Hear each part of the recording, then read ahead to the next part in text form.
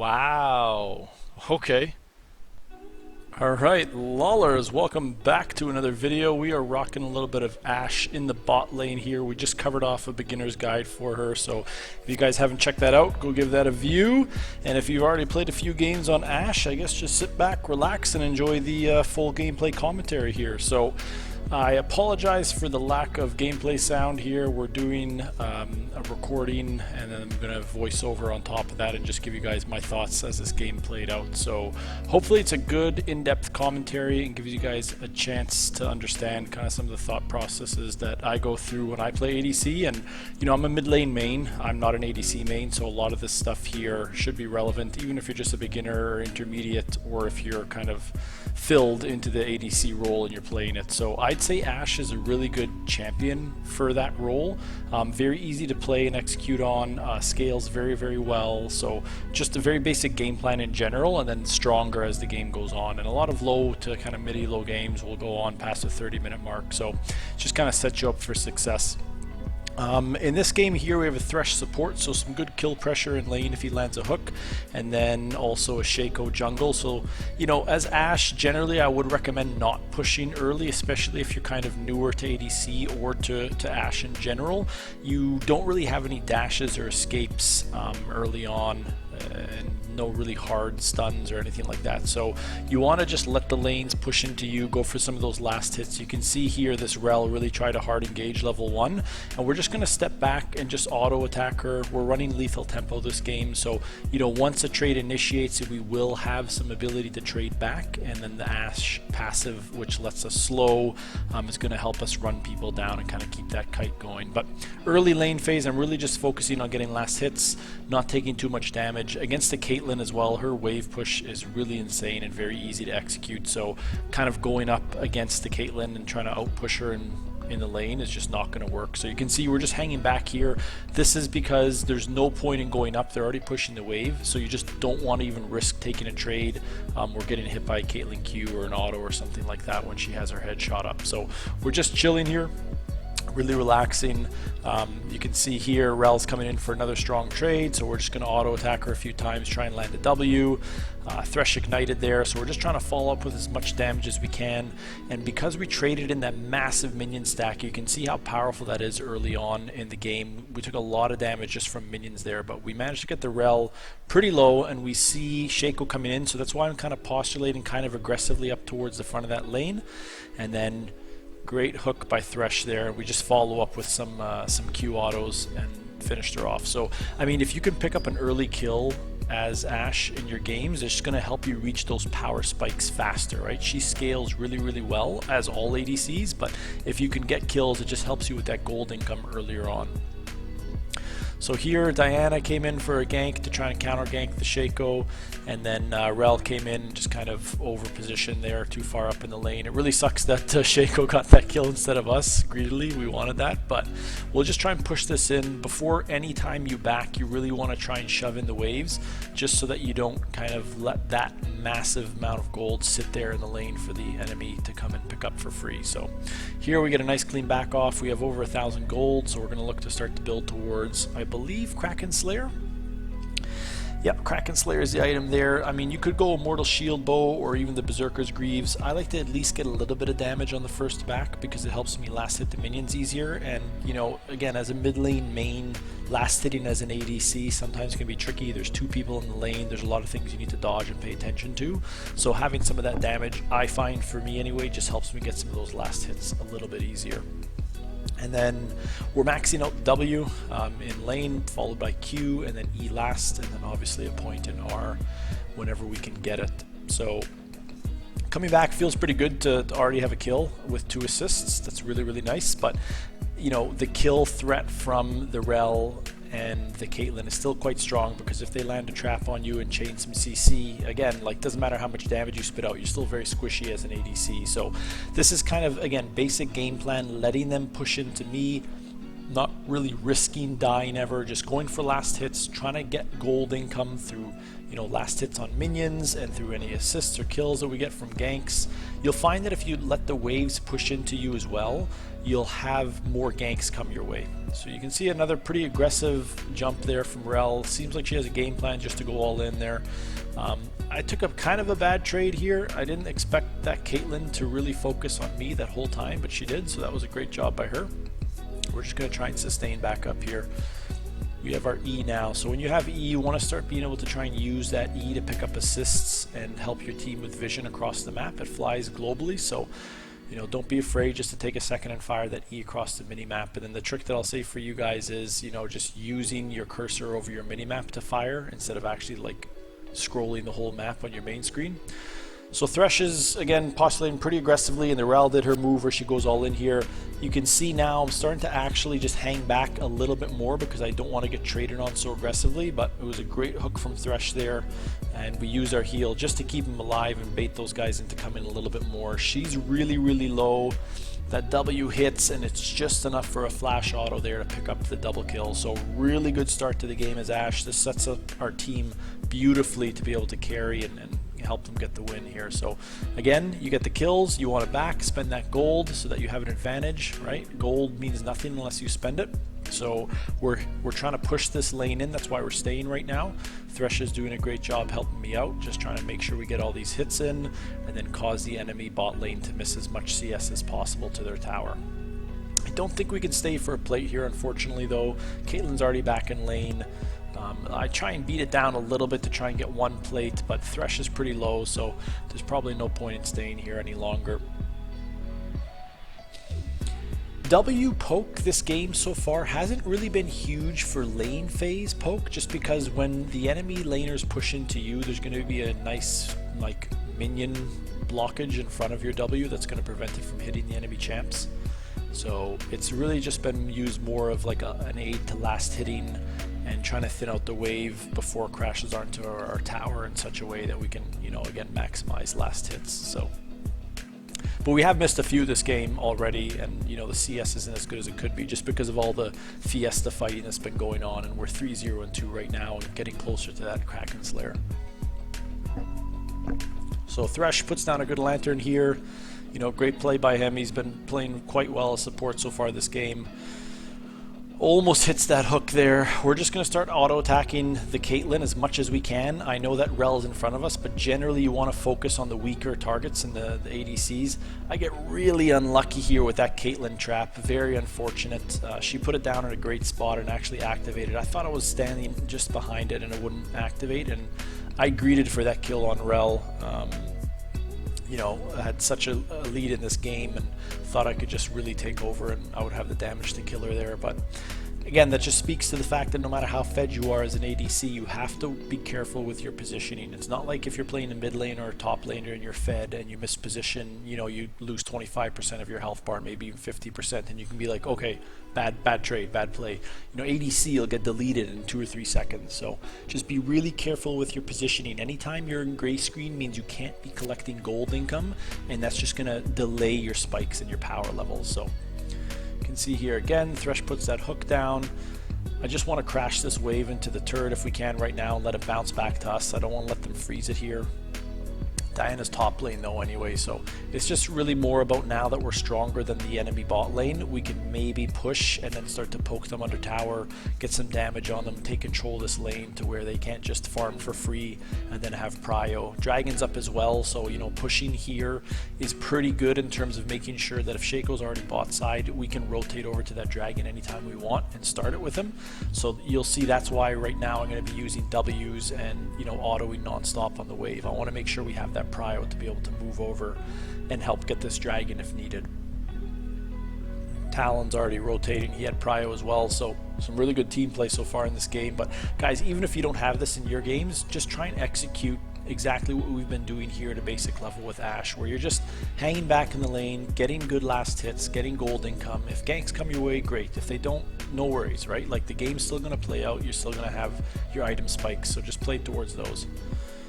So Thresh lands another hook there. Nothing really to do for us to follow up. I'm just throwing that W out to maybe see if I can grab a slow on anybody that's going to chase down Talon. But here is a really key point for you guys. Once you help your team get an objective, make sure you go to wherever is the best place to get gold income. That could be through kills, it could be through going and taking turret plates, or it could be grabbing minion waves like this. If I just roamed around mid lane, probably wouldn't get a kill on a Kali or Fiora. So, right, like you just want to make sure you go to wherever the gold is. So there we had a massive wave bot lane, so we just come bot, pick up that wave, maybe get a plate here. That's much better than just hanging around mid after getting dragon, roaming around mid and like hoping that we get a kill on a Kali and just, you know, wasting time. Picking up these waves is essentially going to be the same as kills over time. So you want to get those waves here. You can see again we're using that W to try and force this in as fast as possible. They were postulating kind of weirdly and aggressively there, so I'm not sure if like mid or jungle was going to help in a gank. So that's why we didn't like do a full push into tower. It essentially was already pushed in, so just back off here. Yeah, Diana's there now, right? So you can see, keep an eye out for that when you're playing. If enemy laners all of a sudden move in a way that like they haven't been moving, they just decide to like screw getting last hits even though it's under tower and just start walking towards you, like that's a clear sign there's a gank there. So just make sure you back off. Missing 2 or 3 last hits to again stay alive and out of gray screen is completely okay. I saw Diana in the area I warded, right? So that's why I'm kind of playing super safe and behind the turret there, giving up a few more last hits. It's just staying alive is still more important than grabbing every single last hit. And then, you know, just stepping on little things like this, just stepping on Caitlyn traps while they're up and she can't hit us, just get them out of there. Thresh is clearing some vision, which is good. And we have ult now as well, so we really haven't used ult anywhere. There hasn't been any great opportunities to use it. Here, Rel has a nice engage on us. I just start kiting backwards. I don't think they're going to have too much kill threat on us, but I just ult there to get out of it, and then I use my, I flash and then I use my ult there just to, you know, lock everything up. Shaco's coming in, so all this craziness and Fiesta and slowing from our ult and our passive is enough to keep those bot laners locked up in a fight with us for Shaco to come down and clean up. So that was really, really good. And then we got a nice big fat minion wave here to pick up for more gold. And then this will be our Kraken Slayer, I believe, when we base now. And you can build different things with Ashe. Like you can build the Immortal Shield Bow. I honestly just find that if you, in your rune set, you run Bloodline for some of that lifesteal, it's honestly enough. And Kraken Slayer is just, it's so powerful. Like every third auto just dealing that true damage and, you know, proccing for big damage. It's too good to pass up in terms of damage levels for the Immortal Shield Bow for some of that survivability. And I think that the Shield Bow healing and survivability has been kind of nerfed a little bit, if I'm not mistaken, to the point where if you're going to die as Ashe, you're going to die anyway, even with the Shield Bow. So you might as well fulfill the role of like attack damage carry and really be pumping out that damage. So yeah, we have the Kraken Slayer. We're picking up some more attack speed here. Heading back down to the bot lane. There's still every single tier 1 turret up in this game, which means that we actually just want to hang out bot still and keep collecting farm and getting ready for dragon plays. You can see Caitlyn's push is actually really good. She still has 2 plates off this turret, which is awesome for her to be able to stay in the game a little bit with some of that gold income. But once mid lane turret falls or bot lane turret falls, that's when we'll look to become a little bit more aggressive towards roaming to mid and starting to kind of suck up the farm there, and then just helping out in a lot of different team fight scenarios. And that's what you want to do as an ADC. Hopefully your mid laner understands that they should go to a side lane after and farm and let you in the support, especially if you're winning as a bot lane, kind of just roam all over the map and start to take over the objectives like the tier 1s all over from mid and top. And then, you know, if being in mid just helps you get ready for any kind of dragon plays that are going to develop, or Rift Herald plays or Baron plays further on.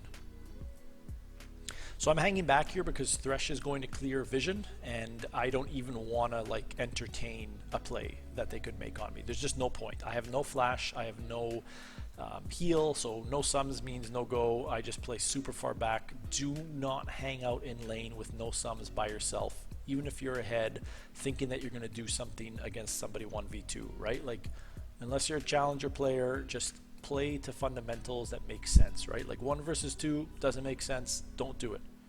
Go with your team. You are very, very strong when you're behind someone that can soak up damage or soak up engage on your team, right? You always want to be behind people as Ashe. So here we're focusing down this dragon again. Their bot lane's dealing with a little bit of a minion wave down there, so we're going to burn this dragon down pretty fast. And that's possible. Again, all these little things add up, right? Like if we hung out bot lane and then they double flashed on us to engage and landed a headshot from Caitlyn's ult and we're dead, maybe we can't do that dragon. And then maybe we're not here to get these kills now, right? Like, so just playing smart. So Akali did a great dodge over that wall there to the red buff, which was a good escape for her. But you know what, we're still 3-1-4 right now. We're 15 minutes into the game. This is kind of when the mid game starts. You'll get closer to your 2 core items and boots, and you're really going to start to deal some good damage in team fights and become a problem as Ashe. So again, you know, we're not hanging around in that jungle looking for more kills or just hanging out. We're looking for gold. As an ADC, you are looking for gold. If you want to assassinate people, if you want to roam, play a mid laner, play a jungler, play a roaming support, if you queue up for ADC, you are looking for gold income and to farm kills from the back line in a safe position. So we roam down to bot here because Thresh is bot, and I don't want to hang out mid in case a 2v1 comes or Dan decides to gank, or even their Akali decides to all in me. 1v1 against an Akali, I'll still die very easily, so I want to play with my Thresh. He's been playing pretty well this game, so I head back down bot lane here and put some more pressure on this tower. So we have Shaco down here, so you know, a turret dive is possible, especially if he uses his ult correctly. It doesn't look like he wanted to try it there, so another wave comes out, and then we're just going to again push this down pretty hard and really start to poke these guys under tower. If Thresh lands a hook, or even if I throw some W's out, they're going to start to hurt right now.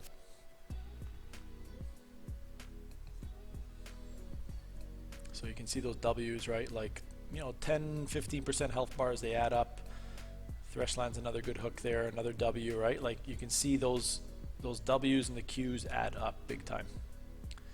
Just take that there just in case Diana was about to come over a wall. I wasn't sure if that was safer just to take the lantern and to walk, but right, you can see that bloodline passive too, and with the dragons that we have, we can actually refill our health bar pretty well without even needing to buy the Immortal Shield Bow. She comes in on us massively here, but we use a beautiful heal and ult at the same time to really outplay her there. That was a great job by her. She had Gale Force actually, which was a massive damage spike, and I only had the Kraken Slayer, but that's the power of the Ashe ult in a 1v1 setting if you ever find yourself in it, right? Like you can throw an auto, reset the auto with Q if it's up, throw an ult out at them, stun them, throw a W and keep landing Qs on them.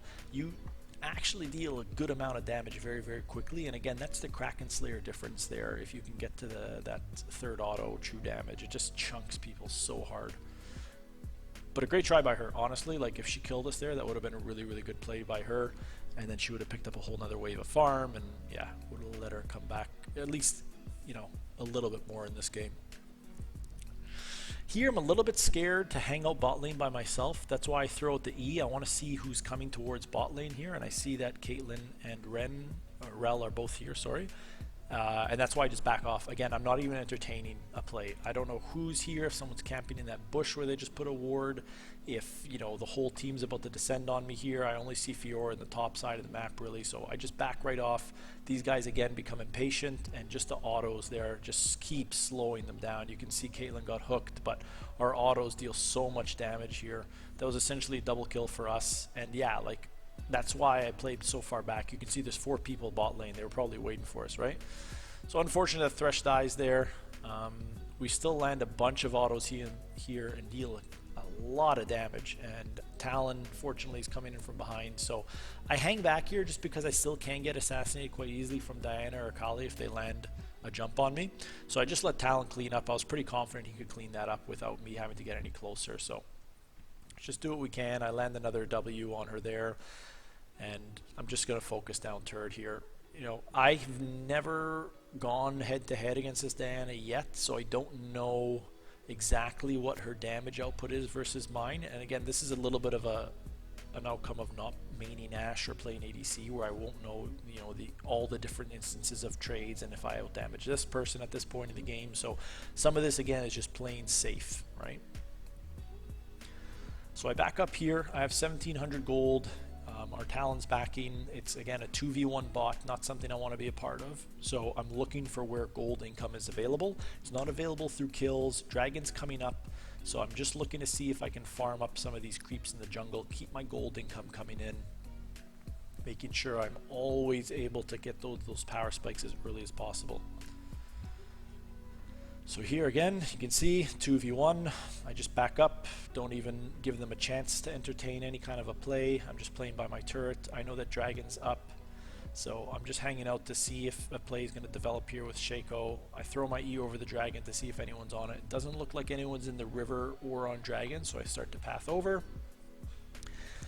You can put a little ward in that bush there from the safety of that wall, so that's always a good idea.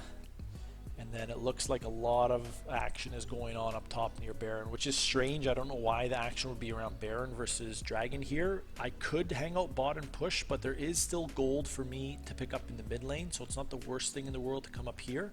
And then also being kind of fed now at 517, I want to come up and see if I can help these guys out. So I landed the ult there just to help Shaco. I thought I could grab the kill actually with the ult on that really low health enemy champ, but we still managed to help at least Shaco get a kill, which is pretty good. A snowballing Shaco is honestly very, very nice to have on your team as well. And then I see 3 people are down, so the most I'm going to face is 2 here, so I'm okay just to push that wave a little bit. And then again, just get that prio from mid lane to come down to dragon. I'm throwing on my E here, looking for people to see if anyone's available to help their team kind of steal dragon from us. It looks like, you know, Diana's still spawning. She's still in gray screen, and you know she's not going to be able to get here in time if I start this right now.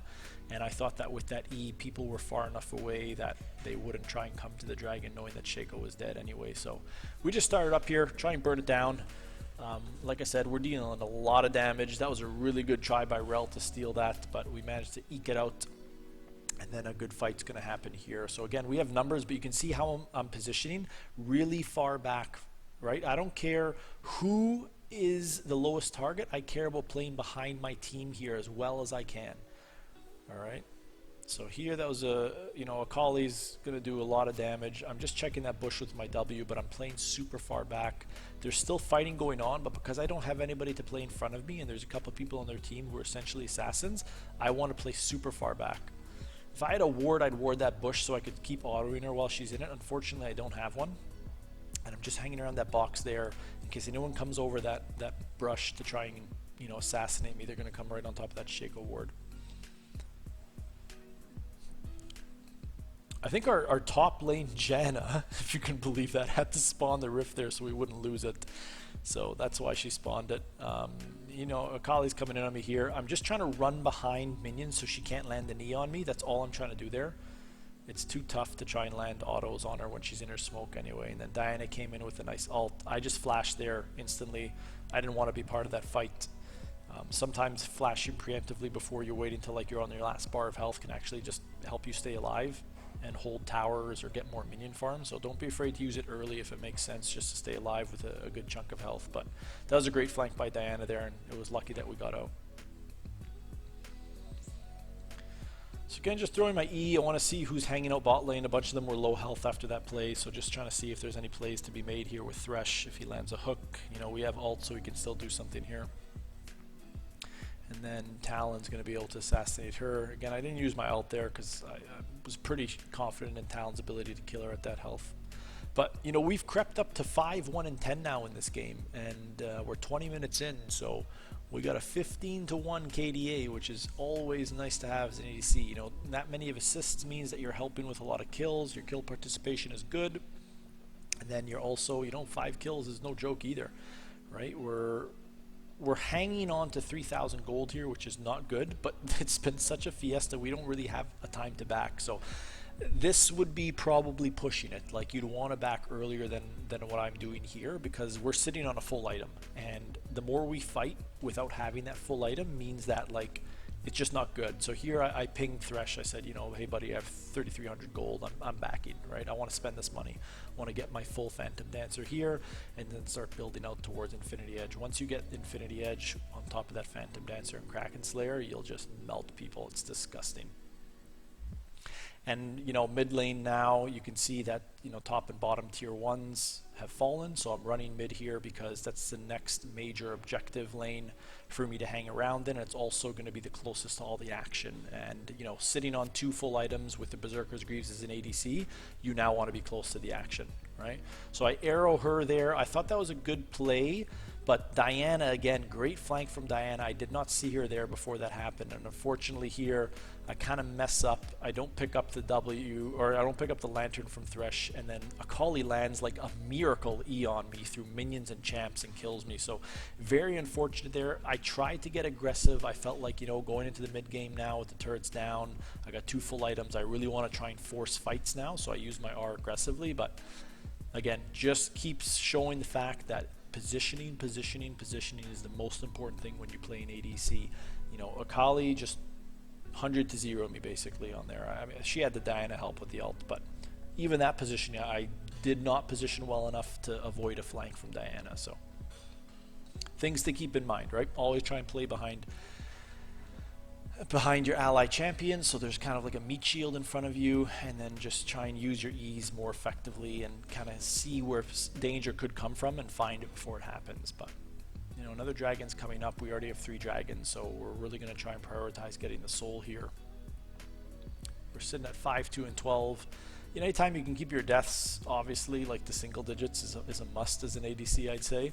But then, you know, to 1, 2, or 3 a game is really what you're after. If you're dying, you know, 5 times in 20 minutes, you got to figure out your positioning better, because you know, every game's different. I get it. There might be some games where just crazy stuff happens and like 5 people come down to bot lane to gank you, but like even if there's a few ganks, like if you're dying to ganks, that's on you. You're not warding properly, or you're pushing without warding, or you're not using your E effectively. Turret dives are a little bit different, but you know, you're not going to face too many of those in your normal games. So just try and keep your deaths to minimum. Like 1 or 2, maybe 3 deaths a game would be great to do as an ADC. That's not it's not true for a support or a top or a mid laner, right? Like you're gonna have to go in as an assassin or a bruiser or frontliner, probably die a lot more. Your deaths up per game is gonna average a lot more as those types of roles, but as ADC you do not want to be dying. You should be the last person to die on your team. You're at the back of the line, there should be some peel for you. So here again, we're playing behind the Janna. We go in now because there's just such a great opportunity to hit so many people that are low, and I'm pretty confident in my damage, so we get 2 kills there.